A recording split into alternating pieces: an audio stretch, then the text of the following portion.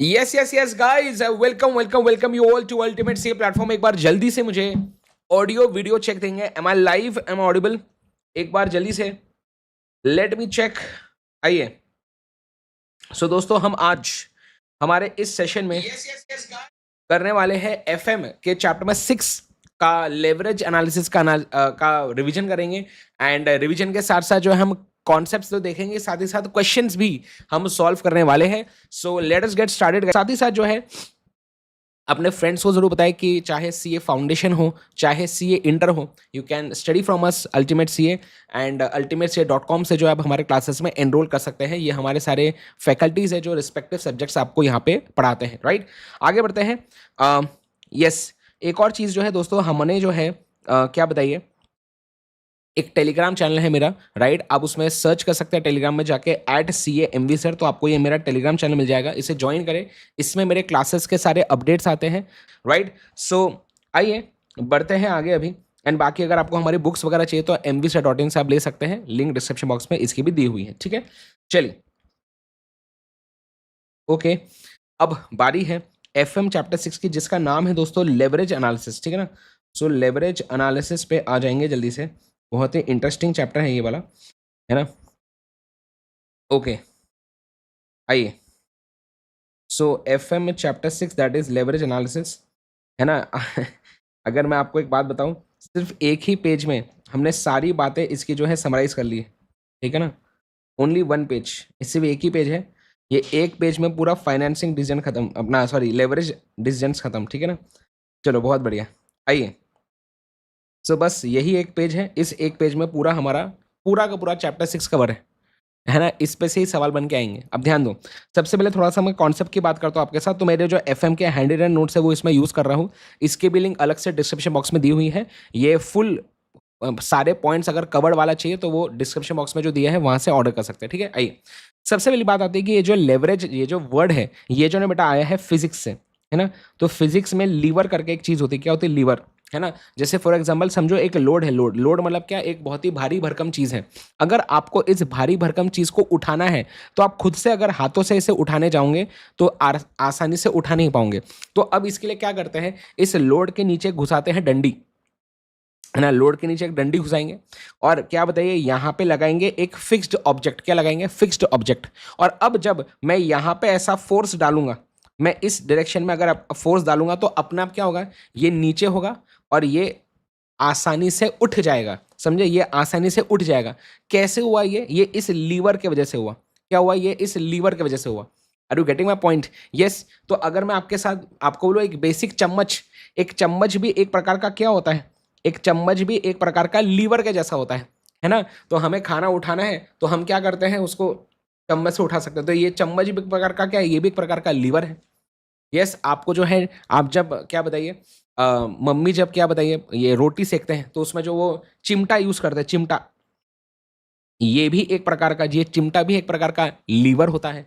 तो लीवर किस चीज में हमें काम आता है? बोलते हैं जब हमें कोई ऐसा लोड उठाना है, राइट, और ये हमें खुद से नहीं कर पा रहे तो फिर क्या करेंगे, तो हम जो है यहाँ पे इसके नीचे लीवर डाल देंगे, यहाँ पे फोर्स डालेंगे तो क्या होगा, अपने आप ये जो चीज है वो उठ जाएगी आसानी से। पर ये चीज करने के लिए हमें ये फिक्स्ड ऑब्जेक्ट, ये एक फिक्स्ड ऑब्जेक्ट, यहाँ पे एक फिक्स्ड ऑब्जेक्ट लगाना जरूरी होता है। इसे बोलते हैं फलक्रम या सपोर्ट। ये फिजिक्स की बातें हैं। अब हमारे बिजनेस में सुनना क्या हो रहा है, अब हमारे धंधे में क्या हो रहा है, हम चाहते हैं कि हमारा बिजनेस ग्रो करे, हम चाहते हैं हमारे कंपनी का ईपीएस बढ़े। अब ये चीज़ अपने आप नहीं हो रही तो मैं क्या करता हूँ, मैं यूज़ करता हूँ लीवर। मैं बोलूँगा एक काम करो, बिजनेस में जो है क्या बताइए, फिक्स्ड एसेट्स और खरीदो। अगर मैं मेरे बिजनेस में और फिक्स्ड एसेट्स और मशीनरीज, फैक्ट्री, बिल्डिंग और सेटअप करूंगा तो क्या होगा, और गुड सर्विस बना पाऊंगा और माल बेच पाऊंगा और पैसे कमा पाऊंगा, ऐसा। तो मैं क्या करूंगा, बोलते हैं अगर मुझे ग्रोथ, मैं चाहता हूँ मेरे बिजनेस का ग्रोथ ज्यादा हो, ईपीएस बढ़े, तो ज्यादा से ज्यादा फिक्स एसेट खरीदो बिजनेस में, साथ ही साथ और डेट, डेट मतलब क्या, लोन, ज्यादा से ज्यादा लोन लो। तो इससे क्या होगा, ये दोनों चीजों से, ये दोनों चीजों से क्या होगा, ये दोनों चीजें अगर आप बढ़ाएंगे, मतलब कि ये है एक प्रकार से फोर्स। तो अगर मैंने ये दोनों चीजें बढ़ाई तो क्या होगा, अपने आप जो है ये जो है ना, ये आपके कंपनी में बढ़ना शुरू हो जाता है। बट ये अगर समझो मैं फिक्स्ड, जैसे जैसे फॉर एग्जांपल मैं अगर फिक्स्ड एसेट्स मेरे कंपनी में बढ़ाऊंगा तो क्या होगा, मेरे कंपनी में फिक्स्ड कॉस्ट जो है वो बढ़ जाएगा। अगर मैं ज्यादा डेट लेके आऊंगा तो क्या होगा, तो बोलते मेरे कंपनी में इंटरेस्ट का खर्चा है वो बढ़ जाएगा। अच्छा, मतलब कि अगर मैंने ये दोनों चीजें बढ़ाई, इससे मेरा एक फिक्स्ड कॉस्ट, चाहे फिक्स्ड कॉस्ट हो इंटरेस्ट हो, ये मेरा बढ़ जाएगा। और ये बढ़ने के वजह से क्या होता है, ये बढ़ने की वजह से हमारे कंपनी की ग्रोथ बढ़ती है, ईपीएस भी बढ़ता है। यही बात करता है लेवरेज एनालिसिस। बोलते हैं भाई देखो देखो आइए इधर, जैसे समझो हमारे कंपनी का सेल्स माइनस वेरिएबल कॉस्ट, इससे मुझे मिलता है कंट्रीब्यूशन। कंट्रीब्यूशन से जब मैं माइनस करता हूँ फिक्स्ड कॉस्ट तो मुझे मिलता है ईबीआईटी। ईबीआईटी को ही मैं ऑपरेटिंग इनकम या ऑपरेटिंग प्रॉफिट बोलता हूँ। इसमें से जब मैं माइनस करता हूँ इंटरेस्ट तो मुझे मिलता है ईबीटी, है ना। याद रखें अभी एक चीज कि जैसे जैसे फिक्स्ड एसेट्स को बढ़ाता हूँ तो मेरा फिक्स्ड कॉस्ट का अमाउंट भी बढ़ता है ना। मुझे ज्यादा रेंट, ज्यादा डेप्रिसिएशन जो है चार्ज करना पड़ेगा, है ना। इंटरेस्ट की अगर मैं बात करूं आपके साथ, ज्यादा से ज्यादा डेट लूंगा तो इंटरेस्ट का खर्चा भी यहां पे बढ़ जाएगा। तो ये दोनों एक प्रकार से इस डायग्राम में फलक्रम के जैसे, है ना। और जितना ज्यादा फिक्स एसेट एंड डेट लेके आऊंगा धंधे में तो क्या होगा, ये चीजें बढ़ेगी और इन चीजों के बढ़ने से हमारे कंपनी का ग्रोथ बढ़ता है, ईपीएस बढ़ता है। अब ये कैसे होता है, आइए एक हम ये इनकम स्टेटमेंट से देखते हैं। आइए इधर, तो आप यहां पे देख सकते हैं इनकम स्टेटमेंट, हमारा सेल्स है 20,000 रुपए, वेरिएबल कॉस्ट है समझो 30% ऑफ सेल्स, ठीक है ना। तो 20,000 का सेल है, वेरिएबल कॉस्ट कितना हो जाएगा 6,000 रुपए, कॉन्ट्रीब्यूशन आ रहा है 14,000, ठीक है। अब ये कॉन्ट्रीब्यूशन में से हम क्या माइनस करते हैं, फिक्स्ड कॉस्ट, तो 14,000 माइनस फिक्स्ड कॉस्ट से आ जाएगा आपका ईबीआईटी या ऑपरेटिंग प्रॉफिट कितना है 9,000। फिर समझो इंटरेस्ट का वैल्यू एग्जाम्पल है 3,000 रुपए, तो ईबीटी आ जाएगा 6,000। देन प्रेफरेंस डिविडेंड नहीं है अभी, ठीक है ना, तो ईबीटी में से मैंने टैक्स माइनस किया तो आया ईएटी। अब चूंकि प्रेफरेंशियल कैपिटल नहीं है तो जो अर्निंग्स आफ्टर टैक्स है इसमें से प्रेफरेंस डिविडेंड 0 माइनस कर भी लिया तो भी ईएफईएस तो यही बचेगा। What is EFES, earnings available for equity shareholder. तो अर्निंग्स आफ्टर टैक्स से ईएफईएस हो जाएगा कब, जब प्रेफरेंशियल कैपिटल कंपनी में होता नहीं है। कितना हो गया 3600 रुपए। एंड अब इसको अगर मैं डिवाइड कर दूं नंबर ऑफ इक्विटी शेयर से तो मुझे मेरा ईपीएस मिल जाता है 36 रुपए पर शेयर। क्लियर यहां तक। तो ये मैंने एक हाइपोथेटिकल एग्जांपल लिया है, खुद से फिगर्स डाल के ये चीज बनाई। अब सुनो ध्यान से, ठीक है। अब सुनो, अब मैंने क्या किया, समझो मैं मेरे कंपनी में हमारा सेल्स, हमारे सेल्स को बढ़ाते, सेल्स समझो हमारे कंपनी में बढ़ता है 20% से। सुनना ध्यान से, 20% से जब सेल्स हमारा बढ़ता है कंपनी में तो क्या वेरिएबल कॉस्ट भी 20% से बढ़ेगा, हाँ, है ना, क्योंकि वेरिएबल कॉस्ट सेल्स का ही क्या बताए एक परसेंटेज है, इसलिए तो अगर ये 20% से बढ़ेगा तो ये भी 20% से बढ़ेगा। तो क्या कॉन्ट्रीब्यूशन भी 20% से बढ़ जाएगा, ये भी बढ़ जाएगा 20% से। लेकिन क्या फिक्स्ड कॉस्ट चेंज होता है क्या सेल के बदलने पे, आंसर है नहीं। फिक्स्ड कॉस्ट जितना है उतने का उतना ही रहेगा। तो आप यहां पे देख सकते हैं कि सेल्स में जब 20% से चेंज आया, फिक्स्ड कॉस्ट जितना था उतना ही रहा। इसके वजह से जो मेरा ऑपरेटिंग प्रॉफिट था ना वो 31.11% से बढ़ा। इसे बोलते हैं डिग्री ऑफ ऑपरेटिंग लीवरेज। क्या बोलते हैं, कम ऑन, इसे बोलते हैं डिग्री ऑफ ऑपरेटिंग लीवरेज। क्या बोला, डिग्री ऑफ ऑपरेटिंग लीवरेज, या इसे मैं प्यार से बोलता हूं डोलारे डोला। क्या बोलता हूं, डोलारे डोला। तो डोलारे डोला जो है ये क्या बताता है, ये बताता है कि सेल्स के चेंज होने पे, सेल्स के चेंज होने पे हमारे कंपनी का जो ईबीआईटी है ना, इसमें कितने टाइम्स चेंज देखने को मिलता है, ये होता है आपका डोलारे डोला। मतलब कि हमारा सेल जब 20% से बढ़ा तो मेरा ईबीआईटी कितने से चेंज हुआ, 31.11% से, 31.11% से। इसका मतलब है कि डोलारे डोला बताता है, क्या बताता है डोलारे डोला, सुनो ध्यान से, ये बोलता है percentage change in EBIT upon percentage change in sales. Oh, तो देखिए 31.11 डिवाइडेड बाय 20 कितना आता है, ये आता है 1.55 या 1.56 बोल सकते हैं। ये क्या है, ये नंबर ऑफ टाइम्स में होता है। तो ये 1.56 टाइम्स है डॉलर डॉलर। ये क्या बताता है, ये 1.56 टाइम्स ये चीज बताता है कि अगर हमारे सेल्स में चेंज आया तो हमारा ईबीआईटी, समझो सेल्स अगर बढ़ा तो ईबीआईटी बढ़ेगा, पर कितने से बढ़ेगा। याद है ऐसा सीए फाउंडेशन में इलास्टिसिटी के कॉन्सेप्ट में ऐसा पढ़ाते थे, वही तरीके का लॉजिक लगाओ। अगर सेल्स बढ़ता है तो ईबीआईटी बढ़ेगा, पर कितने से बढ़ेगा ये बताएगा डॉलर डॉलर। ये बताता है dollar dollar the number of times EBIT changes when sale changes. अगर सेल में 1% का चेंज आता है तो हमारा ईबीआईटी 1.56% से बढ़ जाएगा। Are you getting my point? ये होता है डोला रे डोला। अगली बात मैं आपके साथ करता हूं, नेक्स्ट है, अब आप चेक करो इसमें और थोड़ा नीचे जाते हैं, ठीक है। तो अब ईबीआईटी में कितना चेंज आया? 31.11%, करेक्ट। अब आगे बढ़े, ये कैसे निकला सर 31.11%? मैंने क्या किया, इस अमाउंट से ये माइनस किया तो आ गया 11,800। अब ये है नया ईबीआईटी, ये है पुराना ईबीआईटी। कैसे होता है, आपने बचपन में पढ़ा है, new value minus old value upon old value, मतलब 11,800 माइनस 9,000 अपॉन 9,000 इंटू 100 अगर आप करेंगे तो 31.11% होता है। Are you getting? हेलो,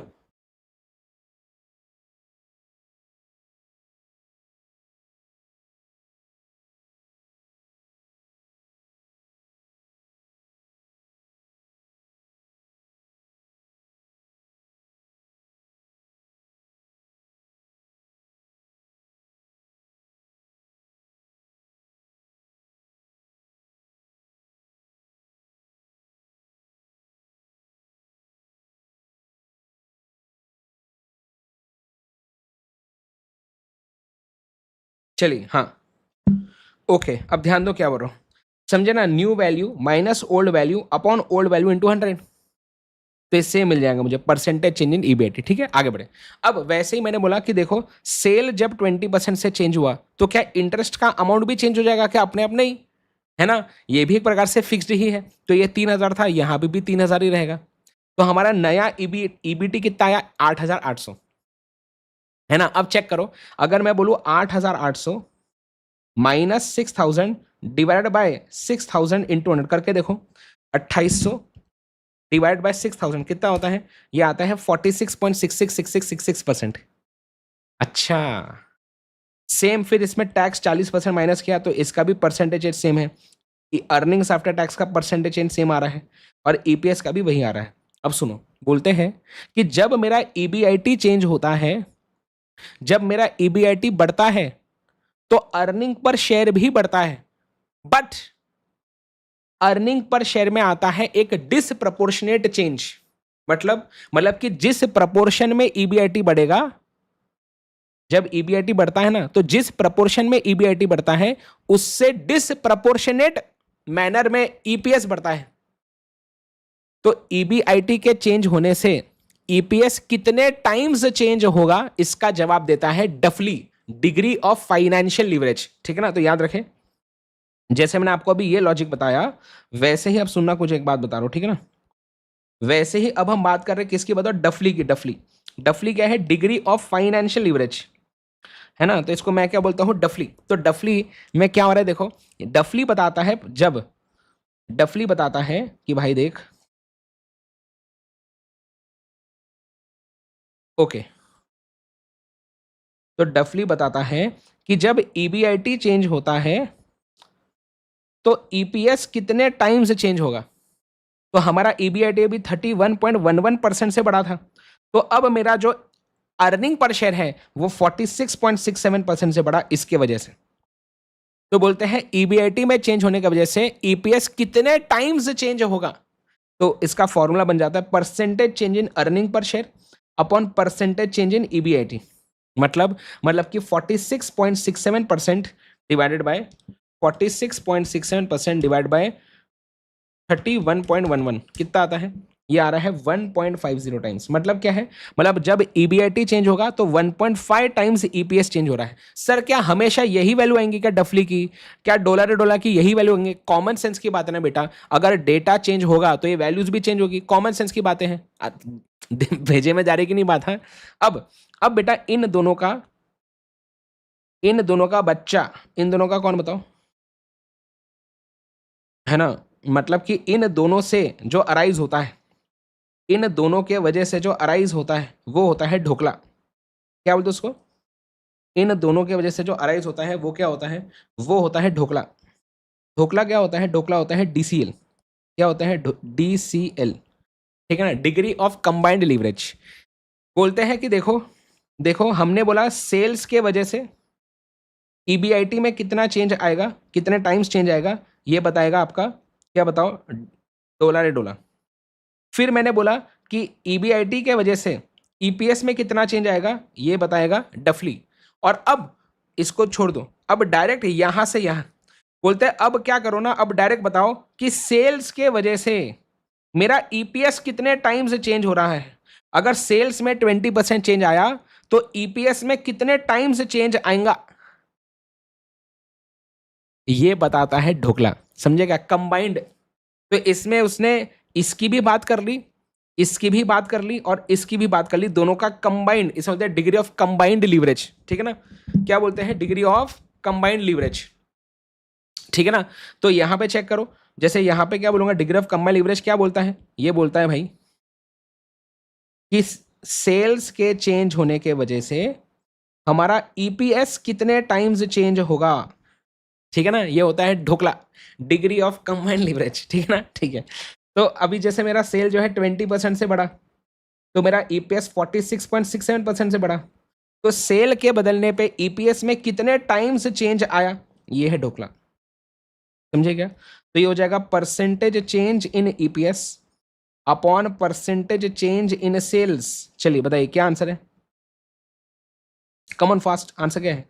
तो 46.67% अपॉन 20%, बताइए कितना आ रहा है? 2.33 टाइम्स।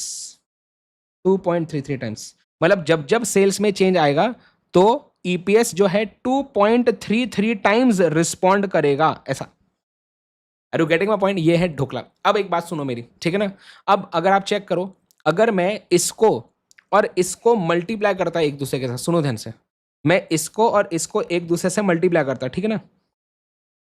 मैं क्या बोल रहा हूं, डॉलर ए डॉलर क्या था? Percentage change in EBIT upon percentage change in sales into percentage change in sales. हाँ, इनटू परसेंटेज चेंज सेल्स, क्या नहीं, into E percentage change in EPS upon percentage change in EBIT. ठीक है ना? ये क्या है? Dollar A dollar. ये क्या है? डफली। तो अगर मैं डॉलर ए डॉलर को डफली से मल्टीप्लाई कर देता हूं तो आप चेक करो मुझे क्या मिल रहा है।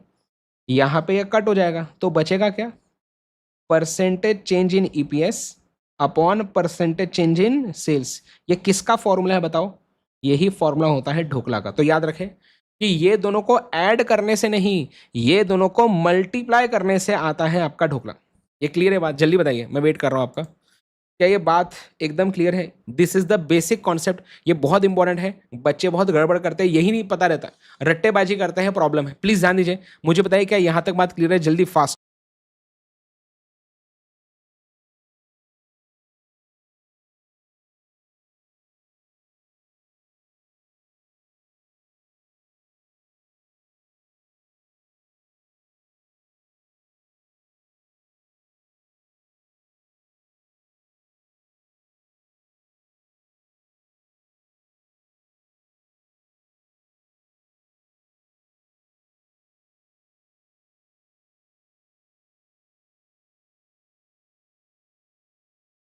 चलिए, डन है बात? बोलो बोलो पट से, है ना? अब सुनिए मेरी बात। अब सुनो, अब बात आती है सर, चलो हमको समझ में आ गया कि डॉलर डॉलर ये है, ये है, ये ठीक है सर, पर डॉलर डॉलर क्या बता रहा है सर? ये 1.56 क्या बता रहा है? यही बता रहा है कि सेल्स में जब चेंज आएगा तो ईबीआईटी कितने टाइम्स रिस्पॉन्ड करेगा, ये बता रहे हैं डॉलर डॉलर। बट पॉइंट ये आता है कि सर पर ऐसा हुआ क्यों?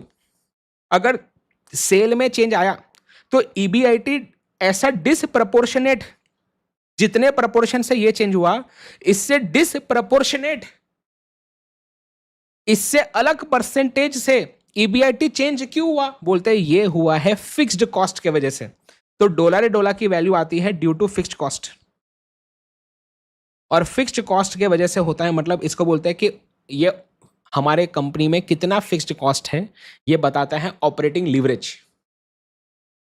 तो यहां पे ये फिक्स्ड कॉस्ट जो है ना, देखो जब सेल चेंज हुआ ना तो फिक्स्ड कॉस्ट जितना था उतना ही रहा, इसके ही वजह से ये चीज हुई है। मतलब अगर समझो कंपनी में फिक्स्ड कॉस्ट तो होता ही नहीं, तो इनमें 20% से चेंज हुआ ना, इसमें भी 20% से ही चेंज होता, अगर फिक्स्ड कॉस्ट की वैल्यू जीरो रहती तो। समझे क्या बोलना चाह रहा हूं? अगर समझो फिक्स्ड कॉस्ट जीरो रहता तो क्या होता? तो ये भी आता 14,000 और ये आता 16,800, फिर से 20% का ही चेंज होता है ईबीआईटी में। मतलब कि सेल के बदलने के वजह से मेरा ईबीआईटी में ये डिसप्रपोर्शनेट चेंज क्यों आया? फिक्स्ड कॉस्ट की वजह से, है ना। तो बोलते हैं हमारे कंपनी में कितना फिक्स्ड कॉस्ट है, ये डिटरमिन करेगा कि ऑपरेटिंग लीवरेज कितना है, और उससे पता चलेगा कि हमारा सेल जब चेंज होगा तो ईबीआईटी कितना रिस्पॉन्ड करेगा। अब सुनो एक बात ध्यान से, ऑपरेटिंग लीवरेज क्यों आता है? फिक्स्ड कॉस्ट की वजह से, करेक्ट। ऑपरेटिंग लीवरेज क्यों आता है? फिक्स्ड कॉस्ट की वजह से। तो अब सुनना, डिग्री ऑफ ऑपरेटिंग लीवरेज का एक और फॉर्मूला है, बोले इसके ऊपर जो आता है वो ले लो, डिवाइडेड बाय इसके नीचे जो आता है वो ले लो। आई? हाँ, बोलते बोलते हैं कि डॉलर डॉलर निकालने का एक और तरीका है। डॉलर डॉलर क्यों आता है बताओ? फिक्स्ड कॉस्ट की वजह से। तो फिक्स्ड कॉस्ट के ऊपर क्या आता है? बोले कंट्रीब्यूशन। फिक्स्ड कॉस्ट के नीचे क्या आता है? बोले ईबीआईटी। ये लो, मतलब कि मैं डॉलर डॉलर ये फॉर्मूला से भी निकाल सकता हूं, और इसी को मैं इस फॉर्मूला से भी निकाल सकता हूं। अगर मैं और टेक्निकल बात करूं तो ये जो फॉर्मूला था ना, ये वाला, इसी को अगर मैं आगे जाके सिंप्लीफाई करूं तो यही फॉर्मूला आपका ये फॉर्मूला बन जाता है। पर अभी डेरिवेशन भी नहीं जाएंगे, वो क्लासेस में बताता हूं, छोड़ो अभी, ठीक है। तो कॉन्ट्रीब्यूशन अभी करके देखते हैं। 14,000 पर 9,000 करो जल्दी, कमॉन। तो 14,000 डिवाइडेड बाय 9,000 करिए, कितना आ रहा है वैल्यू? 1.56, 1.5555 मतलब 1.56। अच्छा, वैसे ही मुझे बताइए कि जब समझो ईबीआईटी मेरा 31.11% से बढ़ा, तो मेरा ईपीएस 46.67% से क्यों बढ़ा? मतलब कि जब इसमें इतना चेंज आया तो इसमें भी 31.11% चेंज आना चाहिए था। इसमें इससे ज्यादा चेंज क्यों आया? बोले इंटरेस्ट जो है ना, इसके वजह से। अगर इंटरेस्ट यहां पे 0 होता समझो, तो फिर इसमें जितना चेंज आता ना उतना ही चेंज इधर आता, लेकिन यहां पे ऐसा है नहीं। मतलब इंटरेस्ट की वैल्यू के वजह से क्या हुआ कि जब ईबीआईटी चेंज हुआ तो मेरा ईपीएस डिसप्रपोर्शनेटली चेंज हुआ। Are you getting my point? में क्या बोल रहा हूं, जल्दी बताइए। यस, तो मुझे बताइए इंटरेस्ट के वजह से क्या, इंटरेस्ट का खर्चा क्यों आता है? आपने अगर डेट लिया होगा तो आता है। तो जितना ज्यादा डेट उतना ज्यादा इंटरेस्ट, उतना ज्यादा डफली, उतना ज्यादा फाइनेंशियल लिवरेज, और जितना ज्यादा फाइनेंशियल लिवरेज उतना डिसप्रपोर्शनेट चेंज ज्यादा होगा। समझ में आ रही बात है? तो अब क्या होगा बताइए, मुझे बताओ, डिग्री ऑफ फाइनेंशियल लिवरेज क्यों आया? इंटरेस्ट के वजह से। तो इसका एक और फॉर्मूला है डफली का, इसके ऊपर जो आता है डिवाइड बाय इसके नीचे जो आता है, वाह, क्या है? EBIT upon EBT. तो चलिए बोलते हैं डफली का एक और फॉर्मूला है ईबीआईटी अपॉन ईबीटी। और अब मुझे बताओ कंबाइंड लीवरेज क्या बोलता है? कंबाइंड लीवरेज मतलब बोलते हैं फिक्स्ड कॉस्ट एंड इंटरेस्ट, ये दोनों को अगर मैं एक साथ कंसिडर करूं, फिक्स्ड कॉस्ट बताता था ऑपरेटिंग लीवरेज, इंटरेस्ट बता रहा था फाइनेंशियल लीवरेज। अब ये दोनों को अगर मैं कंसिडर करूं तो क्या हो जाएगा? ये दोनों के ऊपर जो है वो ले लो, डिवाइड बाय दोनों के नीचे जो है वो ले लो। कॉन्ट्रीब्यूशन अपन ईबीटी, ये फॉर्मूला होता है ढोकला का, डिग्री ऑफ कंबाइंड लीवरेज का, ठीक है ना। ये ढोकला ना बेटा, ये मेरा शब्द है, ठीक है ना। हाँ चलिए, एग्जाम में ढोकला लिख के मत आना, आपको ढोकला मिलेगा वरना। तो contribution upon EBT is the formula of DCL. अगर आप जो है इन दोनों को मल्टीप्लाई करो तो भी आपको पता चल जाएगा। देखो ईबीआईटी का बचेगा contribution upon EBT, this is.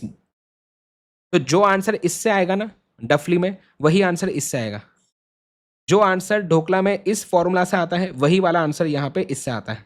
I hope this is clear, ठीक है। तो अब यही चीज मैंने आपको ब्रह्मास्त्र नोट्स में ऑलरेडी यहाँ पे दी हुई है, राइट। तो डिग्री ऑफ ऑपरेटिंग लीवरेज क्या बताता है कि सेल्स के बदलने से ईबीआईटी कितने टाइम्स रिस्पॉन्ड करेगा। फाइनेंशियल लीवरेज बताता है ईबीआईटी के बदलने से ईपीएस कितने टाइम्स रिस्पॉन्ड करेगा। कंबाइंड लीवरेज बताता है सेल्स के बदलने से ईपीएस कितने टाइम्स रिस्पॉन्ड करेगा, ठीक है। ये कौन बताएगा? ढोकला। इसका फॉर्मूला हो गया। अच्छा, अब अभी तक बेटा जो मैंने ये वाला फॉर्मूला बताया ना, ये फॉर्मूला तभी यूज होते हैं जब हम अज्यूम करें कि क्वेश्चन में ये वाले फॉर्मूला तभी यूज होते हैं। देखो ये तो हर बार यूज होंगे, ये हर जगह यूज कर सकते हैं आप, पर ये वाले फॉर्मूला तभी यूज होते हैं जब क्वेश्चन में प्रेफरेंस डिविडेंड का वैल्यू ना दिया हो, या जब क्वेश्चन में प्रेफरेंस शेयर कैपिटल ना हो। लेकिन अगर क्वेश्चन में प्रेफरेंस शेयर कैपिटल है और अगर आपको बोला है कि ये कैलकुलेट करो और आप ये परसेंटेज चेंज वालों से नहीं कर पा रहे, तो ये फॉर्मूला में थोड़ा सा बदलाव आता है। सुनिए ध्यान से, बोलते हैं कि अगर क्वेश्चन में प्रेफरेंस डिविडेंड एग्जिस्ट नहीं करता ना, तो यही फॉर्मूला होता है जो मैंने आपको ऑलरेडी बताया। लेकिन अगर क्वेश्चन में प्रेफरेंस डिविडेंड है तो याद रखे व्हेन प्रेफरेंस डिविडेंड एग्जिस्ट, तो जो डोलारे डोला का फॉर्मूला था वही वाला यहां पे होगा, इसमें कोई चेंज नहीं है। लेकिन ढोकला और डीएफएल में चेंज आता है, राइट। तो डीएफएल पहली बात हमारा डफली में क्या होगा, फॉर्मूला होगा EBIT upon EBT minus preference dividend upon 1 minus tax. इसका डेरिवेशन क्लासेस में बताया, अभी हम डेरिवेशन में नहीं जा रहे, ठीक है ना। तो डीएफएल अगर प्रेफरेंस डिविडेंड क्वेश्चन में है तो क्या बोलूंगा, EBIT upon EBT minus preference dividend upon 1 minus tax rate. इसका एक क्वेश्चन हमारे एमफेम कंपाइलर बुक में है, दूसरा ही चैप्टर है, चैप्टर 5 में कुछ तो भी लेवरेज का एक क्वेश्चन आया था जो कि जिसमें ये वाला फॉर्मूला यूज करके डीएफएल निकाला हुआ है, तो याद रखें, ठीक है। एंड यहां पे चूंकि ये चेंज हुआ, इसके ही वजह से ढोकला का भी जो डिनोमिनेटर है वो चेंज हो जाता है। तो डीसीएल क्या हो जाएगा, EBT minus preference dividend upon contribution upon EBT minus preference dividend upon 1 minus tax rate, ठीक है। तो फिर से एक बार बता रहा हूं, प्लीज ध्यान दीजिए। तो जब प्रेफरेंशियल कैपिटल नहीं था तो क्या हुआ, तो जनरली हमारे 99% क्वेश्चन में यही चीज होती है। पर अगर समझो प्रेफरेंशियल कैपिटल है, प्रेफरेंस डिविडेंड एग्जिस्ट करता है तो क्या होगा, तो डॉलर डॉलर का फॉर्मूला तो सेम रहेगा, पर डफली और डीसीएल का फॉर्मूला चेंज होगा। डफली क्या हो जाएगा, अभी ये हो जाएगा EBIT upon EBT minus preference dividend upon 1 minus tax rate. And dhokla क्या हो जाएगा, contribution upon EBT minus preference dividend upon 1 minus tax rate. क्या ये बात डन है, बताइए, यहां तक बात डन है, बताइए, कम ऑन, यस। तो ये आपको याद रखना बहुत जरूरी है, ठीक है, ओके डन। अगली बात है, एक और चीज सुनिए, आपको ना बहुत बार क्वेश्चन में क्या करता है, बहुत बार क्वेश्चन में ना आपको फॉर एग्जाम्पल क्वेश्चन में कॉन्ट्रीब्यूशन का वैल्यू नहीं दिया रहेगा या फिक्स्ड कॉस्ट का वैल्यू नहीं दिया, मतलब डॉलर दिया है, डॉलर दिया पर कंट्रीब्यूशन का वैल्यू नहीं दिया या फिक्स्ड कॉस्ट का वैल्यू नहीं दिया। तो याद रखें, अगर कभी किसी क्वेश्चन में डॉलर दिया है और हमें कंट्रीब्यूशन या फिक्स्ड कॉस्ट कैलकुलेट करना हो अगर, तो क्या करना, इसी फॉर्मूला को मैं ऐसे भी तो लिख सकता हूं, मैं डॉलर को लिख सकता हूं contribution upon contribution minus fixed cost. EBIT कैसे आता है, कंट्रीब्यूशन से फिक्स्ड कॉस्ट माइनस करने से आता ना। तो अगर क्वेश्चन में मुझे डॉलर दिया है समझो, और समझो फिक्स कॉस्ट दिया है, तो क्या बैलेंसिंग का कंट्रीब्यूशन निकाल सकता हूं क्या इससे, हाँ। वैसे ही इंस्टीट्यूट क्या करेगा, क्वेश्चन में समझो ईबीआईटी नहीं दिया, इंटरेस्ट का खर्चा दिया है, डीएफएल की वैल्यू दिया है, पर ईबीआईटी का वैल्यू नहीं दिया, तो क्या करेंगे, तो हम फिर डफली को यूज कर सकते हैं, बोले डीएफएल हो जाएगा EBIT upon EBIT minus interest. आप समझिएगा मैं क्या बोल रहा हूं, तो ये भी आपको बहुत बार ऐसा यूज करना पड़ता है बैलेंसिंग फिगर निकालने के लिए। अच्छा, यहां तक बात डन है आई गेस, ठीक है, ओके ओके, ये सब चीजें मैंने आपको बता दी। अगली बात आती है, हाँ अगली बात आती है आपका ब्रेक इवन पॉइंट सेल्स या बीपी सेल्स, ठीक है ना, ध्यान दीजिए। बोलते हैं बीपी सेल्स क्या बोलते हैं, हमने एफएम चैप्टर 5 में पढ़ा था फाइनेंशियल बीपी, है ना। एक बार फिर से मैं चाहता हूं कि मैं आपको वो वाला समरी बता दूं, ये वाला समरी, है ना, ये देखो, ये बहुत जरूरी है। मैंने आपको क्या बताया था, एक होता है सेल्स बीपी, एक होता है फाइनेंशियल बीपी। फाइनेंशियल बीपी की बात की थी चैप्टर 5 में, क्या बोला था इसमें मैंने, कि द लेवल ऑफ ईबीआईटी जहां पे ईपीएस आपका 0 आए, ये होता है फाइनेंशियल बीपी। लेकिन हम अब एफएम चैप्टर 6 में क्या कर रहे हैं, हम अब बात कर रहे हैं सेल्स बीपी की, द लेवल ऑफ सेल्स जहां पे ईबीआईटी आपका 0 आए, है ना। तो दोनों अलग चीजें याद रखें। तो हमारा सेल्स बीपी देख रहे हैं चैप्टर 6 में, ठीक है ना। लेवल ऑफ सेल्स जहां पे ईबीआईटी 0 आएगा, तो सेल्स में वेरिएबल कॉस्ट माइनस करो कंट्रीब्यूशन से फिक्स कॉस्ट माइनस करो ईबीआईटी। अब ऐसा कौन सा लेवल ऑफ सेल्स है जहां पे ईबीआईटी 0 आएगा, ये होता है सेल्स बीपी, ठीक है। इसके फॉर्मूला का डेरिवेशन क्लासेस में देखते हैं, अभी डेरिवेशन नहीं, यहां पे हम ध्यान देते हैं फॉर्मूला क्या है। अगर मुझे अमाउंट में निकालना है, अगर मुझे अमाउंट में निकालना है कि कितने रुपए का सेल करना पड़ेगा जिससे ईबीआईटी 0 आए, तो फॉर्मूला है आपका fixed cost upon PV ratio, profit volume ratio. तो fixed cost upon PV ratio से अमाउंट में आ जाता है बीपी सेल्स। अगर नंबर ऑफ यूनिट्स में निकालना है कि कितने यूनिट बेचने पड़ेंगे, कितना क्वांटिटी बेचना पड़ेगा जिससे मेरा ईबीआईटी 0 आ जाए, तो fixed cost upon contribution per unit कर दो। अगर मुझे परसेंटेज में चाहिए, अगर परसेंटेज में चाहिए मतलब कि हमारा टोटल सेल में बीपी सेल्स का कितना परसेंटेज है। समझो अगर मेरा टोटल सेल है 2 करोड़ का, मेरा टोटल सेल है समझो 2 करोड़, मैं 2 करोड़ का माल बेचता हूं, लेकिन बीईपी सेल्स था मेरा 1.5 करोड़, मतलब कि अगर मैं 1.5 करोड़ का ही सेल करता ना तो मेरा ईबीआईटी 0 आ जाता। ये हमें क्यों निकालना है बीईपी सेल्स? इससे हमें पता चलता है कि मिनिमम कितना सेल करना पड़ेगा प्रॉफिट कमाने के लिए। अरे भैया, अगर मुझे पता चला कि मेरे कंपनी का 1.5 करोड़ क्या है, बीईपी सेल्स है, इसका मतलब क्या है? मतलब कम से कम 1.5 करोड़ का माल बेचना पड़ेगा और उसके बाद ही जो माल बेचूंगा उससे प्रॉफिट होगा, ऐसा। सो टोटल सेल है 2 करोड़ समझो, 1.5 करोड़ है अब मेरा बीपी सेल्स, तो 1.5 करोड़ अपॉन 2 करोड़ ये बताएगा 75% है बीपी सेल्स। मतलब टोटल सेल का 75% बीपी सेल्स है, ऐसा, ठीक है। इसे बोलते हैं बीपी सेल इन परसेंटेज। ये दूसरे तरीके से भी निकाल सकते हैं, that is fixed cost upon contribution, तो याद रखें। अब समझो मैंने आपको क्या बोला कि 2 करोड़ का सेल था, इसमें से 1.5 करोड़ क्या था मेरा, बताओ, बीपी सेल्स, तो बाकी का 50 लाख क्या है? ये वो वाला सेल है जिसके वजह से मैं प्रॉफिट कमा पाया, ये वो वाला सेल है जिसकी वजह से मैं प्रॉफिट कमा पाया। तो याद रखें एक चीज आपको बता रहा हूं, सुनिए ध्यान से। मेरा जो टोटल सेल होता है ना, टोटल सेल, मेरा टोटल सेल्स के 2 हिस्से होते हैं, BEP sales plus MOS sales, है ना। एमओएस क्या होता है? मार्जिन ऑफ सेफ्टी, ठीक है ना। अब अगर मैं दोनों साइड को क्या कर दूं, कंट्रीब्यूशन से मल्टीप्लाई, पीवी रेशियो से मल्टीप्लाई कर दूं दोनों साइड्स को, तो मल्टीप्लाइड बाय पीवी रेशियो, तो क्या होगा बताइए? Total sale into PV ratio करता हूं तो मिलता है contribution, BEP sales into PV ratio करता हूं तो मिलता है fixed cost, MOS sales into PV ratio करता हूं तो मुझे मिलता है प्रॉफिट, है ना, प्रॉफिट, या इसे ईबीआईटी जो अपन बोलते हैं, ठीक है ना, ईबीआईटी यहां पे।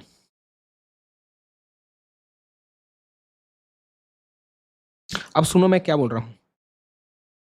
बीईपी सेल्स जो होता है ना, बीईपी सेल्स करने से हमारा फिक्स्ड कॉस्ट की रिकवरी होती है, एंड एमओएस सेल्स करने से हमें प्रॉफिट की कमाई होती है। यस, सो ऐसा बोलते हैं, BEP cell contributes towards fixed cost and MOS sales contributes towards EBIT. Done, okay. तो जैसे मैंने आपको बीईपी सेल्स का फॉर्मूला यहां पे बताया, वैसे ही यहां पे अब मैं आपको एमओएस सेल्स के फॉर्मूला बता रहा हूं, ध्यान दीजिए।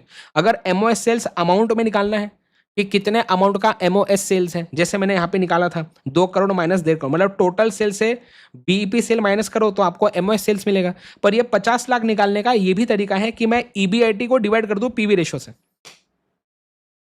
तो ईबीआईटी को पीवी रेशियो से डिवाइड कर दूंगा तो क्या मिल जाएगा? MOS sales in amount. वैसे ही एमओएस सेल्स इन यूनिट्स निकाल सकता हूं, मतलब कि कितने नंबर ऑफ यूनिट्स से मुझे प्रॉफिट हो रहा है अभी फिलहाल धंधे में, ऐसा। तो एमओएस सेल्स इन यूनिट्स आ सकता है, EBIT upon contribution per unit. And finally अगर मुझे एमओएस सेल्स परसेंटेज में चाहिए तो क्या करूं? EBIT upon contribution. ये क्या है? परसेंटेज, कि टोटल सेल में एमओएस सेल का कितना परसेंटेज है, तो ईबीआईटी अपॉन कंट्रीब्यूशन। अगर आप चेक करें, ये डॉलर का रेसिप्रोकल है, तो हम एमओएस सेल्स को ऐसे भी निकाल सकते हैं 1 अपॉन डॉलर। समझो डॉलर है 2, तो क्या हो जाएगा? तो एमओएस सेल्स हो जाएगा मेरा in percentage 1 upon dollar, that is 50%।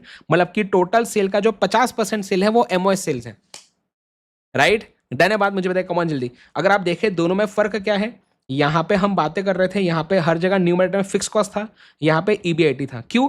क्योंकि बीईपी सेल जो है वो फिक्स्ड कॉस्ट के लिए कंट्रीब्यूट करता है एंड एमओएस सेल ईबीआईटी के लिए करता है, राइट। तो एमओएस सेल कैलकुलेट करने के लिए ये यूज होता है, ये कैलकुलेट करने के लिए ये यूज होता है। I hope this basic is clear, ठीक है ना। आगे बढ़े, नेक्स्ट बात अगर मैं देखूं आपके साथ जी।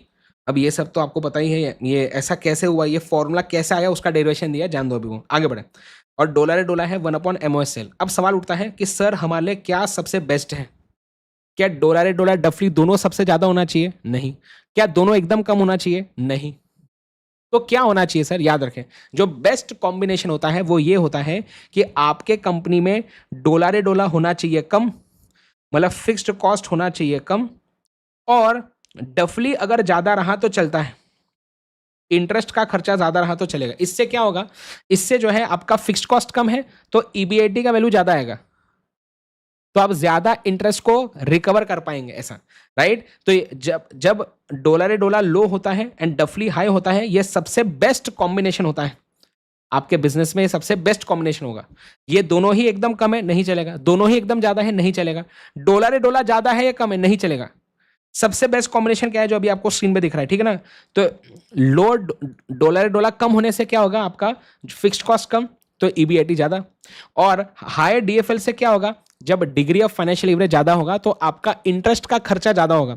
जितना ज्यादा इंटरेस्ट का खर्चा उतना टैक्स सेविंग ऑन इंटरेस्ट। याद है कि हम बहुत सारे चैप्टर्स में बातें करते हैं, एफएम चैप्टर 4 में बात होती है ना, एफएम चैप्टर 8 में बातें होती है, 7 में बातें होती है। टैक्स सेविंग ऑन इंटरेस्ट मतलब क्या है, इंटरेस्ट का खर्चा करने से टैक्स में हमारी बचत होती है।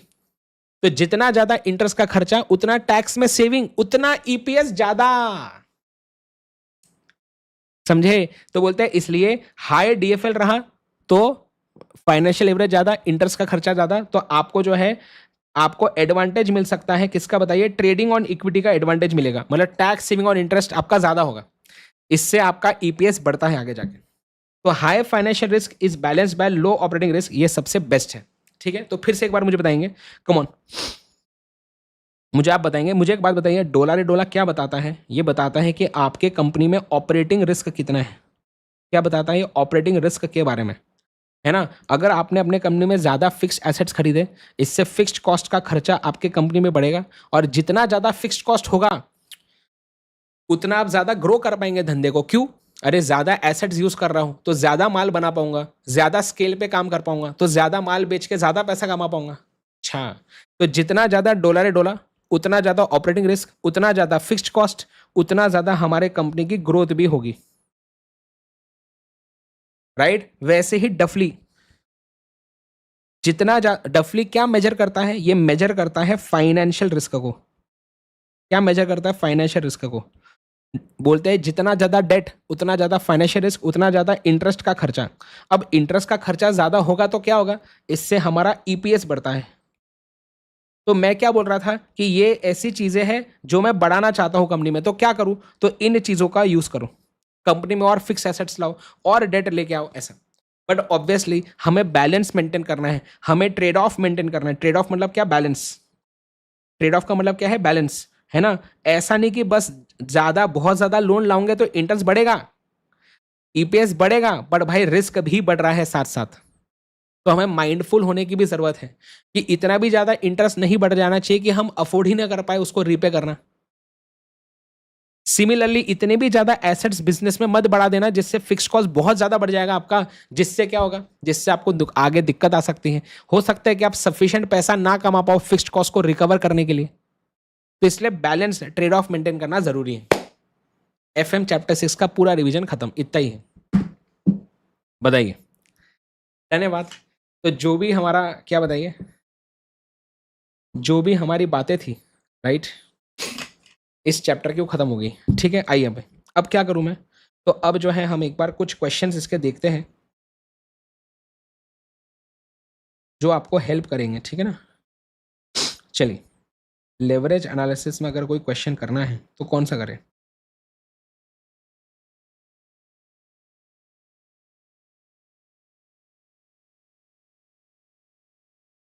आइए,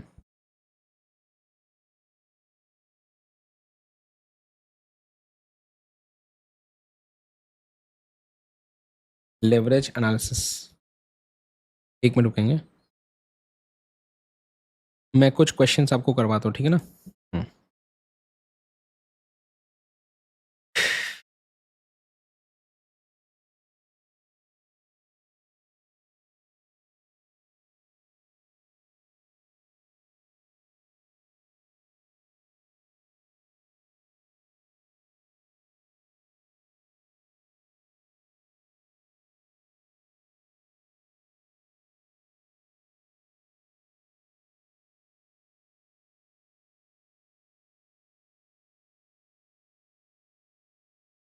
एक मिनट, हम बता रहा हूँ।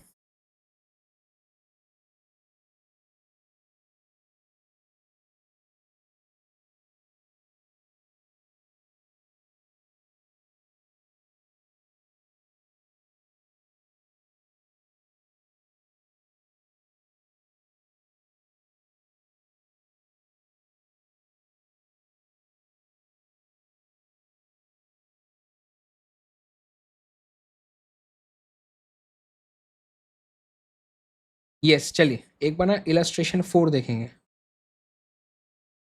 राइट? क्या देखेंगे? इलस्ट्रेशन 4, ठीक है।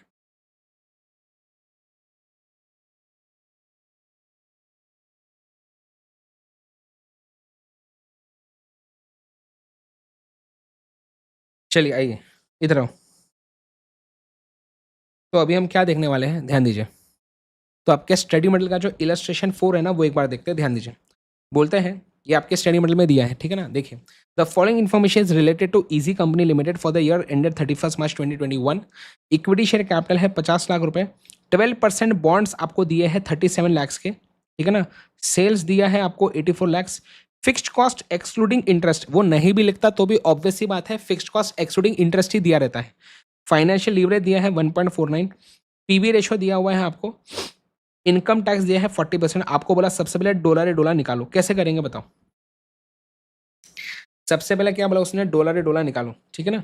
तो ऐसे क्वेश्चन में क्या होता है ना, अगर मैं सबसे पहले इनकम स्टेटमेंट ही निकाल लूँ, आप सोच के देखो, अगर मेरा इनकम स्टेटमेंट ही निकल जाए तो क्या होगा? तो सारी चीज़ें तो इनकम स्टेटमेंट से सारे लेवरेजेस निकल जाते हैं, है ना। अब यहाँ पे क्वेश्चन में उसने दिया है सेल्स 84 लाख, तो मैंने इनकम बोला, सबसे पहला लिखा इनकम स्टेटमेंट, बोला सेल्स 84 लैक्स, है ना। उससे कॉन्ट्रीब्यूशन दिया हुआ है, या पीवी रेशो एक्चुअली दिया है 27.55%। मतलब कि सेल्स का इस इतना परसेंटेज है कॉन्ट्रीब्यूशन। इसमें से फिक्स कॉस्ट माइनस करो, क्वेश्चन में दिया हुआ फिक्स कॉस्ट क्या है? 6.96 लैक्स। तो ईबीआईटी आ जाएगा। अब इसमें से माइनस करूंगा इंटरेस्ट। अब सुनना ध्यान से, कुछ बता रहा हूँ। इंटरेस्ट हमको क्या लगेगा कि बस सर 37 लैक्स का इंटरेस्ट है नहीं, 37 लाख के बॉन्ड है जिसपे 12% इंटरेस्ट देना है। तो हमें क्या लगेगा? इंटरेस्ट क्या है? 37 लाख इंटू 12%, कितना होता है बताओ? 37 लाख इंटू 12% कितना है? 4,44,000। हमको लगता बस इतना ही है, लेकिन ऐसा नहीं है। बोलते हैं यहाँ पे इन्होंने क्या किया, यहाँ पे इन्होंने ये दिया ना, फाइनेंशियल लीवरेज दिया ना, तो क्या करने का, तो इसके हिसाब से निकालने का इंटरेस्ट आई। हाँ, आपने ऊपर डब्बे, आपने क्या किया, पहले तो आपने डब्बे में ईबीआईटी निकाला ना, बस अब रुक जाओ। 16,18,200, ठीक है ना। अब आप क्या करो, सुनो। बोलते हैं डफली, क्या होता है डफली? बोले EBIT minus EBIT upon EBT. क्या मैं इसको ऐसा भी लिख सकता हूँ, EBIT upon EBIT minus interest, ऐसा लिख सकता हूँ क्या? हाँ। अब मैं बोलूंगा भाई 1.49 इज इक्वल टू वो 16,18,000 जो भी था, डिवाइड बाय 16,18,000 माइनस इंटरेस्ट, और इससे ये बैलेंसिंग फिगर इंटरेस्ट का निकालूंगा। तो क्वेश्चन में ध्यान देना है, अगर मुझे डफली क्वेश्चन में फाइनेंशियल एवरेज अलग से दिया हुआ है, तो इसके हिसाब से इसको और ईबीआईटी को यूज करके ही आपको इंटरेस्ट का अमाउंट निकालना चाहिए। Are you getting my point? सिर्फ ऐसा मत करना कि बस इसको इसको यूज करके इंटरेस्ट निकाला, ऐसा मत करना, ठीक है ना। तो यहां पे देखिए इंटरेस्ट कितना आ रहा है आपका, यहाँ पे इंटरेस्ट कितना आ रहा है बताइए? तो इंटरेस्ट आ रहा है यही तरीके से 532,160। तो मैं बोलूंगा भाई देखो, इंटरेस्ट टोटल तो इतना ही है, जिसमें 12% बॉन्ड का इंटरेस्ट है ये। अब और भी कुछ इंटरेस्ट का देखो ना, वो जो 12% बॉन्ड था ना, उस पर इंटरेस्ट आ रहा था 4,44,000, पर टोटल तो इतना है। तो बाकी का क्या होगा? और भी कुछ चीजें हो सकती हैं, और भी डिबेंचर्स बॉन्ड्स हो सकते हैं, जिसका वो इंटरेस्ट है 88,160। तो ये इस क्वेश्चन का ये छुपा रुस्तम टॉप ये है, ठीक है ना, वैल्यू याद रखें, ठीक है। तो ईबीआईटी माइनस ये, इससे आ जाएगा आपका ईबीटी, इसमें से टकसवा माइनस करो तो ईएटी आ जाएगा, नंबर ऑफ इक्विटी शेयर से डिवाइड कर दो, ईपीएस आ गया। अब भैया आपका पूरा इनकम स्टेटमेंट ही बन गया। अब तेरे को क्या चाहिए, तू बोल भाई, तेरे को क्या चाहिए? डॉलर है डॉलर, ओके। बोले कॉन्ट्रीब्यूशन अपॉन ईबीआईटी, ये ले डॉलर डॉलर आ गया। बोले तेरे को कम लीवरेज चाहिए, ठीक है, आपका कॉन्ट्रीब्यूशन अपॉन ईबीटी, ये ले तेरा ढोकला भी आ गया, डीसीएल। और क्या चाहिए देखो बता? देखो ईपीएस चाहिए, ये ले भाई ईपीएस, ये रहा 1.30, खत्म हो गया। तो इस क्वेश्चन में इस पे ध्यान देना है, ठीक है। बात क्लियर है, आगे बढ़े नेक्स्ट। हाँ, इलस्ट्रेशन 5 देख लीजिए एक बार, आइए। इलस्ट्रेशन 5 देखिए, इस क्वेश्चन में क्या किया इन्होंने, ये ऐसा क्वेश्चन एग्जाम में आता है, ठीक है ना, ये भी आता है एग्जाम में, ये भी एग्जाम में आता है, ध्यान दीजिए। इलस्ट्रेशन 5 में देखो इन्होंने क्या किया है, प्लीज, है ना। इसमें क्या बोला देखो, following are the selected financial information of A and B limited for the year ended 31 March 2021, ठीक है। वेरिएबल कॉस्ट रेशो दिया है, इंटरेस्ट दिया है, डॉलर डॉलर, डफली, टैक्स रेट दिया हुआ है, ठीक है। आपको बोला भैया सबसे पहले ईबीआईटी, सेल्स, फिक्स्ड कॉस्ट, ये तीनों चीजें निकालो, तीनों चीजें निकालो दोनों के लिए। तो एक के लिए अपन निकाल लेते, दूसरे के लिए आप घर पे निकाल लेंगे, ठीक है ना। चलिए, तो अब हमें क्या दिया, हमें इंटरेस्ट दिया हुआ है और हमें फाइनेंशियल लीवरेज दिया है, बस बात खत्म। क्या मैं इसको यूज करके ईबीआईटी नहीं निकाल सकता क्या? मैं बोलूंगा डिग्री ऑफ फाइनेंशियल लीवरेज जो कि 3 दिया हुआ है वो होगा आपका EBIT upon EBIT minus interest, खत्म हो गया, खत्म, टाटा बाय बाय, इतना ही है इसमें। तो आपका जो है ईबीआईटी आ जाएगा कितना, 30,000। क्लियर है बात यहाँ पे। अब सेल्स देखो, सेल्स कैसे निकलेगा यहाँ पे, सेल्स कैसे निकलेगा आप समझो बात, ठीक है ना। अब मेरे पास यहाँ पे ऑपरेटिंग लीवरेज दिया हुआ है ना, और ये दिया है 5 टाइम्स। मुझे क्या निकालना है, सेल्स निकालना है, ठीक है ना। कैसे निकलेगा सेल्स, मेरे पास ईबीआईटी आ चुका है, कितना है ईबीआईटी भाई, 30,000 रुपये, ठीक है ना। अब मुझे एक बात बताओ, मेरे पास ईबीआईटी 30,000 आ गया है, ठीक है, मेरे पास इंटरेस्ट है 20,000 का, है ना। इसका कुछ कर सकता हूँ क्या मैं, इंटरेस्ट का, क्या इंटरेस्ट का कुछ कर सकता हूँ मैं यहाँ पे, बताइए जल्दी, कमॉन। क्या इंटरेस्ट का कुछ कर सकता हूँ, नहीं, आइए देखो क्या करना है। सेल्स कैसे निकलेगा, देखो हम बोलेंगे कि डॉलर है, डॉलर है कॉन्ट्रीब्यूशन अपॉन ईबीआईटी, है ना। तो ईबीआईटी तो मैंने ऑलरेडी निकाल लिया है, तो इससे बैलेंस फिगर कॉन्ट्रीब्यूशन आ जाएगा 1.5 लाख, क्योंकि डॉलर डॉलर का वैल्यू क्वेश्चन में ही दिया हुआ है 5 टाइम्स, ठीक है ना। और ईबीआईटी निकाल लिया तो इससे बैलेंस फिगर कॉन्ट्रीब्यूशन आ जाएगा, और कॉन्ट्रीब्यूशन आ गया, इसको डिवाइड कर दो पीवी रेशो से, तो आपका सेल्स आ जाएगा। सर वेरिएबल कॉस्ट रेशो दिया ना, हाँ, तो PV ratio plus variable cost ratio होता है आपका 100%। तो अगर वेरिएबल कॉस्ट रेशो है 60%, तो पीवी रेशो क्या होगा, 40%, खत्म, टाटा बाय बाय, हो गया, इतना ही तो है। ये क्लियर है बात। तो आपका सेल आ जाएगा इतना। अब क्या पूछा उसने, अब क्या बोल रहा है वो, अब बोलता अब फिक्स्ड कॉस्ट बता। तो मेरा कॉन्ट्रीब्यूशन कितना है बताओ, मेरा कॉन्ट्रीब्यूशन है 1.5 लाख, ठीक है ना। तो ईबीआईटी है 30,000, कॉन्ट्रीब्यूशन क्या है 1.5 लाख, ठीक है ना। अब क्या चाहिए उसको, अब क्या चाहिए, अब उसको चाहिए फिक्स्ड कॉस्ट। क्या मैं बोल सकता हूँ मुझे बताओ, कंट्रीब्यूशन माइनस फिक्स्ड कॉस्ट से आता ना ईबीआईटी। अब कंट्रीब्यूशन है 1.5 लाख, ईबीआईटी है 30,000, तो बैलेंसिंग का फिक्स्ड कॉस्ट कितना होगा, 1,20,000, खत्म हो गया। तो फिक्स्ड कॉस्ट क्या है, 1,20,000। क्या डन है बात, बस सिंपल सा क्वेश्चन था। आगे बढ़े, अगला सवाल कोई करवाता हो एक और। हम्म, ये देखो जैसा भी कहना उसी प्रकार का क्वेश्चन है ना। अच्छा इंस्टीट्यूट ने ऐसा ही सिमिलर क्वेश्चन एक बार दिया था, ठीक है ना, इसी प्रकार का एक क्वेश्चन दिया एग्जाम में, ठीक है। बोला सेल्स निकालो। अब क्वेश्चन में कंट्रीब्यूशन निकालने का डेटा दिया है, ठीक है ना। कंट्रीब्यूशन हमने निकाल लिया क्वेश्चन में, ठीक है ना, अपना डॉलर डॉलर यूज कर लिया, इससे कंट्रीब्यूशन निकाल लिया। अब इंस्टीट्यूट क्या बोलता कि सेल्स निकाल के बताओ सेल्स। क्वेश्चन में ना तो वेरिएबल कॉस्ट रेशो दिया है, ना तो वेरिएबल कॉस्ट दिया है, ना तो पीवी रेशो दिया है। मतलब हम कंट्रीब्यूशन निकाल लिया, अमाउंट, कंट्रीब्यूशन का अमाउंट क्या निकल गया। अब बोलता सेल्स बता, अरे पर सेल्स के लिए ये डेटा दिया ही नहीं।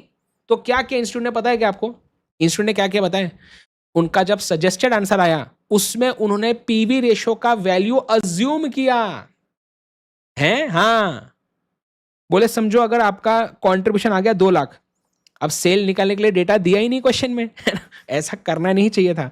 बोलते एक काम करो, लेट्स अज्यूम। तो बच्चों को इस क्वेश्चन में ग्रेस मार्क बिल्कुल मिले होंगे, क्योंकि इंस्टीट्यूट की गलती है। तुम डेटा ही नहीं दोगे तो बच्चे आंसर कहां से निकालेंगे हैं। और हमको क्या सपना आएगा क्या कि पीवी रेशियो भी तुम अज्यूम कर सकते हैं, ये तो बहुत ही ज्यादा है। तो घबराना नहीं ऐसी चीजों से, ठीक है ना। तो उसमें उन्होंने अज्यूम क्या कि let's assume PV ratio is 20% या 40%, कुछ भी ले लेना। तो अगर आपके साथ कभी ऐसा हो तो आप ऐसा कर सकते हैं। डन, ओके, वापस आइए। अगली बात है ना, मतलब ये बहुत ही दुख की बात है कि मुझे ऐसा बोलना पड़ रहा है, पर मैं क्या करूं, मैं मुझे बताइए, है ना, मैं क्या कर सकता हूं, राइट। ओके, चलिए। अच्छा इसमें ना एक वो चीज आती है, ऐसा एक पॉइंट आता है। हाँ, प्रैक्टिस में 4 देखते हैं, आइए then।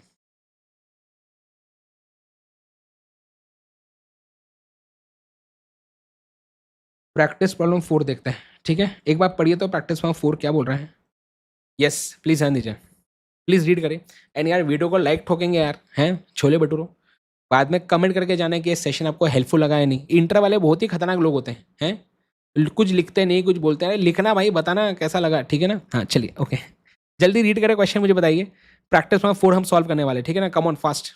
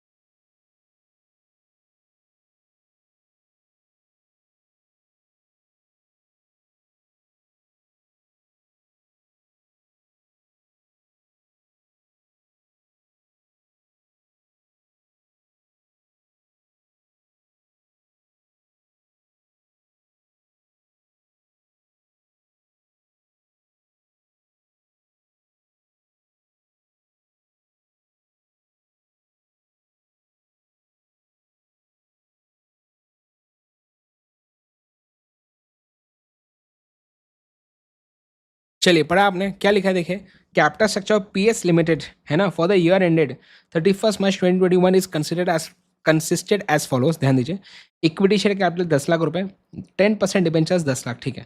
बोलते हैं during 2021 sales decrease to 1 lakh units as compare to 1,20,000 in previous year.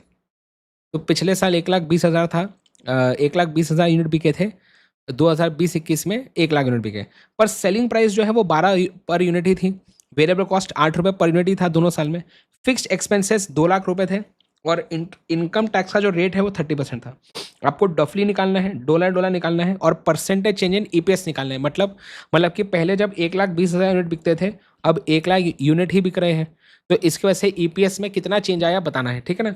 बहुत ही सिंपल है, आपको यहाँ पे सिंपली जो है ये इनकम स्टेटमेंट बनाना है। देखिए ध्यान दीजिए, नंबर ऑफ यूनिट सोल्ड 19-20 का 1,20,000, 20-21 का 1 लाख।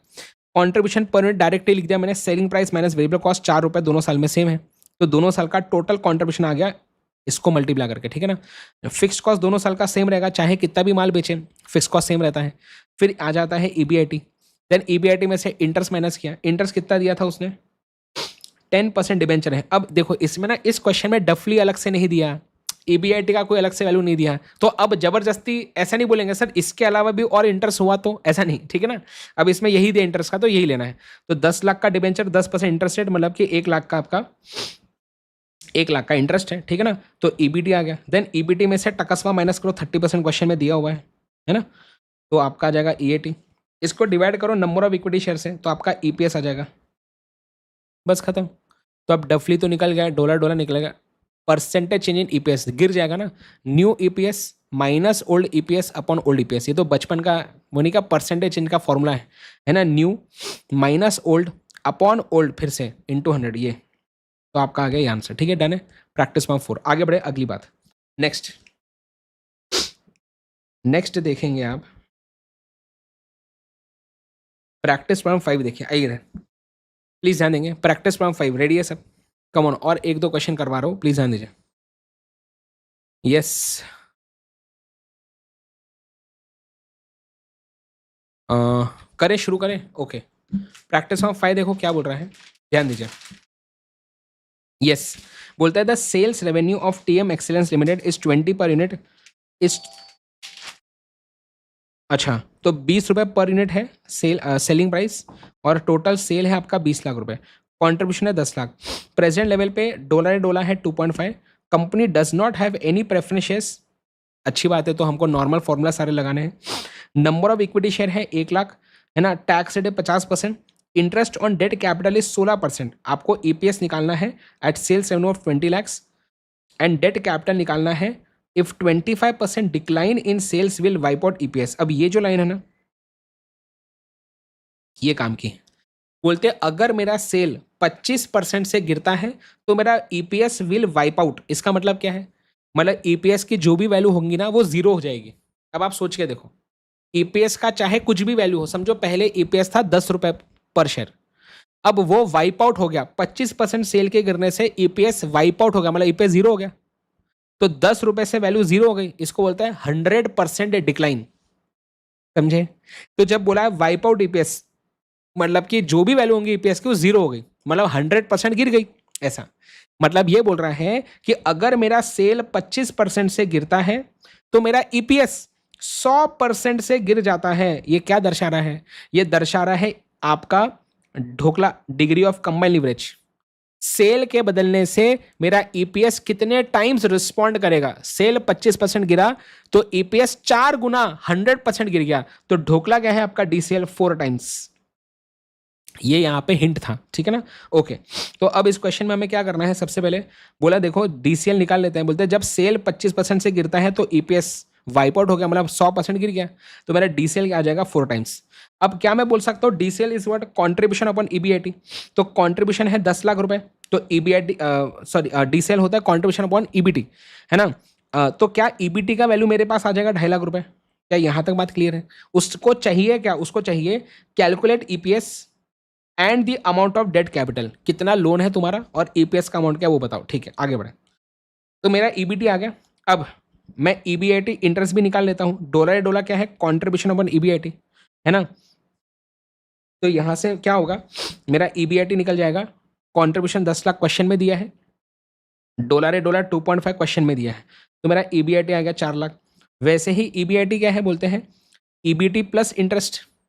EBT में इंटरेस्ट ऐड करो तो EBIT आएगा ना, तो EBIT 4 लाख है, EBT 2.5 लाख है, तो इंटरेस्ट बैलेंस सिर्फ का 1.5 लाख आ जाएगा।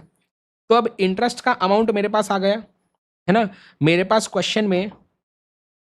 क्वेश्चन में इंटरेस्ट ऑन डेट 16% दिया है, तो इंटरेस्ट का अमाउंट है 1.5 लाख और इंटरेस्ट का रेट है 16%, तो क्या मेरे पास इंटरेस्ट लोन का अमाउंट आ जाएगा, आ गया। तो लोन का अमाउंट आ गया, ठीक है। EPS आपका कैसा आएगा बताओ, earnings available for equity share holder upon number of equity share, है ना। तो क्या मैं बोल सकता हूं, मेरे पास EBT है, तो अर्निंग्स बिफोर टैक्स में से टकसवा माइनस करो तो आ जाएगा अर्निंग्स आफ्टर टैक्स। इसमें से प्रेफरेंस डिविडेंड माइनस करो तो आ जाएगा EFES।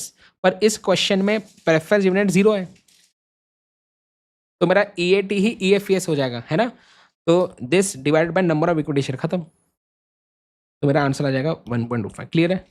अब सुनो भाई, ये है गड़बड़ वाला क्वेश्चन। कौन सा, क्वेश्चन नंबर 10। ये है गड़बड़ वाला क्वेश्चन।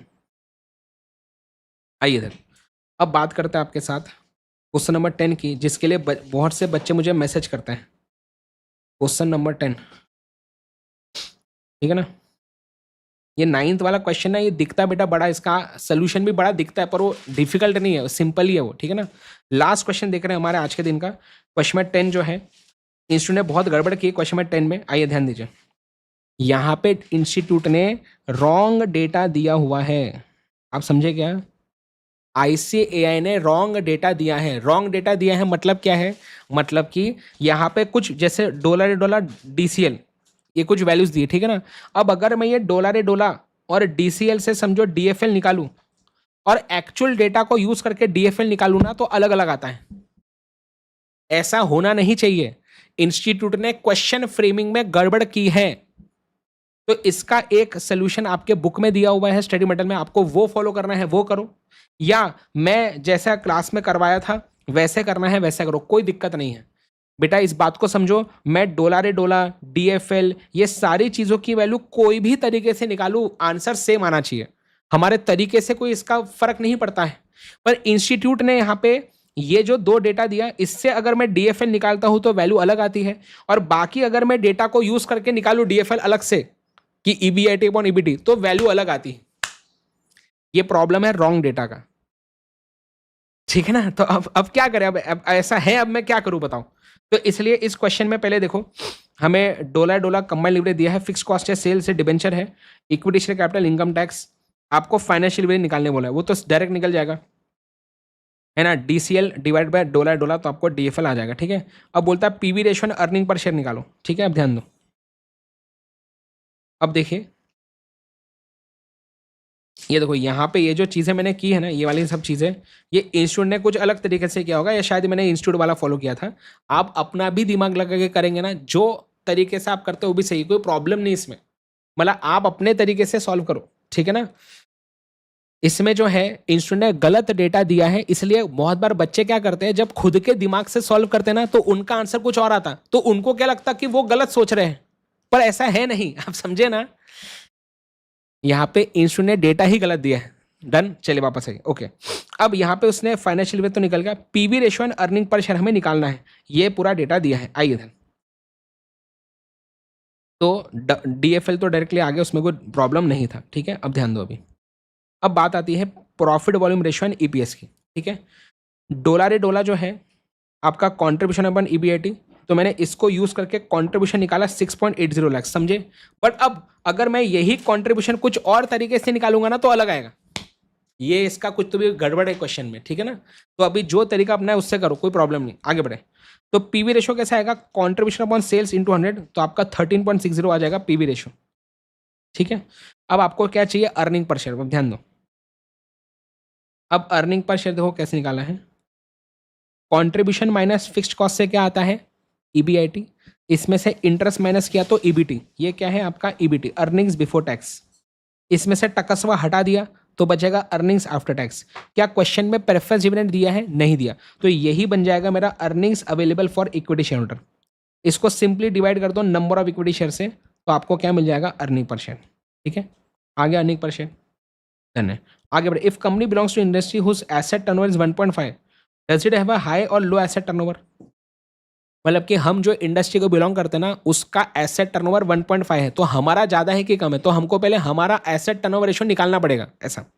तो यहाँ पे हमें पहले हमारे कंपनी का एसेट टर्नओवर निकालना है, तो सेल अपॉन टोटल एसेट से निकलेगा एसेट टर्नओवर, पर क्वेश्चन में टोटल एसेट की वैल्यू नहीं दी है, तो अब उसको निकालना पड़ेगा हमें।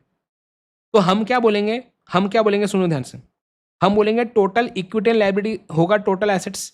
तो हमें हमारे क्वेश्चन में यहाँ पे इक्विटी शेयर कैपिटल और डिबेंचर, ये दो चीज़ें हमें दी है। तो हमें क्या अज्यूम करना पड़ेगा कि देखो हमारे कंपनी में fix asset, current assets, asset side balance sheet में इक्विटी शेयर कैपिटल डिबेंचर, इसके अलावा कोई कैपिटल की बात की नहीं है। कैपिटल इंप्लॉयड में यही दो चीज़ है। एंड करंट लायबिलिटी भी कुछ हो सकती है, पर क्वेश्चन में दिया नहीं, तो अज्यूम कर रहे हैं कि ये नहीं होगा कुछ भी। तो बोलेंगे जो इसकी वैल्यू होंगी वही हमारे टोटल एसेट्स होंगे। तो ये लॉजिक से हमने बोला कि भैया टोटल एसेट्स है ये। तो बोला total asset turnover ratio sale upon total assets किया, तो ये आ गया। अब इंडस्ट्री का टर्नओवर रेशियो क्या था, 1.5, पर हमारा क्या है 0.78, ये तो कम है। टर्नओवर रेशियो जितने ज्यादा होते हैं उतना अच्छा, ये कम है, तो हम क्या बोलेंगे कि company has a lower asset turnover ratio than the industry. Clear, आगे बढ़े। बोलते हैं अगली बात है, हाँ ये यहाँ पे गड़बड़ होती है कि what level of sales, at what level of sales EBT will be zero. यहाँ पे मल्टीपल आंसर्स आते हैं बच्चों के, है ना? तो आपकी गलती नहीं है, इंस्टीट्यूट ने ये डेटा गलत दिया है, आप समझे ना? वापस आइए। तो किस लेवल ऑफ सेल पे ईबीटी जीरो आएगा? क्या इसे मैं ब्रेक इवन पॉइंट बोलता हूँ क्या? वैसे आंसर है नहीं, ये ब्रेक इवन पॉइंट नहीं है। कौन से लेवल ऑफ सेल पे ईबीआईटी जीरो आता है, ये होता है ब्रेक इवन पॉइंट। यहां पे उसने पूछा है कौन से लेवल ऑफ सेल पे ईबीटी जीरो होगा, आप समझे ना? यहां पे ब्रेक इवन पॉइंट की बात नहीं चल रही है, ठीक है? ओके, वापस आइए। अब ढोकला क्या बताता है, relationship of percentage change in EPS due to some change in sales, है ना? अब मुझे एक बात बताओ, एक चीज ना मुझे आपको बतानी थी, ध्यान दो। अभी मैंने ये जो आपको परसेंटेज चेंज वाले जो फॉर्मूला बताए ना, इसमें चेक करो, देखो एक बात समझो। मैंने वैसे आपको क्या बोला कि डॉलर कैसा आएगा, percentage change in EBIT upon percentage change in sales, right?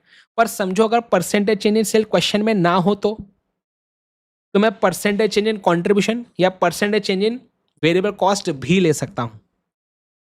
जितना परसेंटेज चेंज सेल में होता है उतना ही कॉन्ट्रीब्यूशन एंड वेरिएबल कॉस्ट में होता है, समझे?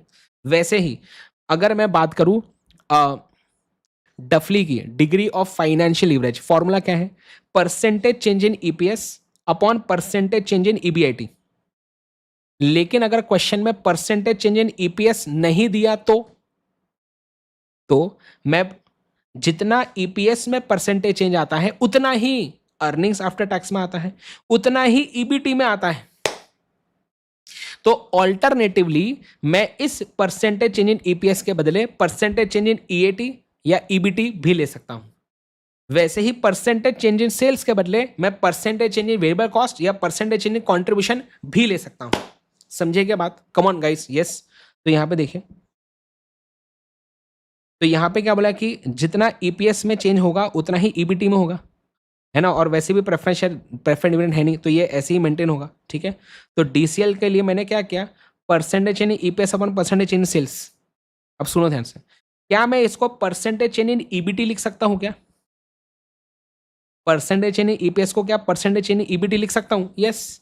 तो बोलते हैं अगर डीसीएल 2.5 है and percentage in EBT upon percentage in sales, ये डीसीएल का फॉर्मूला है। अब पॉइंट क्या है कि ये जीरो हो जाएगा।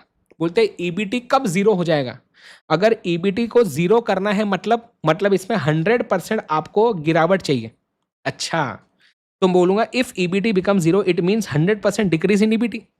तो मैं इसमें लिख सकता हूं कि ये न्यूमरेटर हो जाएगा 100%। तो परसेंटेज इन सेल्स क्या हो जाएगा, 100% और 2.5 दैट इज 40%। मतलब क्या है इसका मतलब ये है, उसने क्वेश्चन में क्या पूछा कि हमारा कितना सेल का लेवल होगा जब ईबीटी जीरो होगा। तो मैंने बोला जब मेरा सेल 40% से गिरेगा ना करंट वाले लेवल से, तो ईबीटी जीरो हो जाएगा। तो अभी सेल कितना है, अभी सेल कितना है, अभी सेल है 50 लाख, इसमें 40% कम कर दो, मतलब 30 लाख। तो जब हमारा सेल 30 लाख होगा तब हमारा ईबीटी 0 हो जाएगा। अब यही चीज अगर आप कोई दूसरे तरीके से करेंगे तो यहां पे ये सेल का वैल्यू अलग आएगा।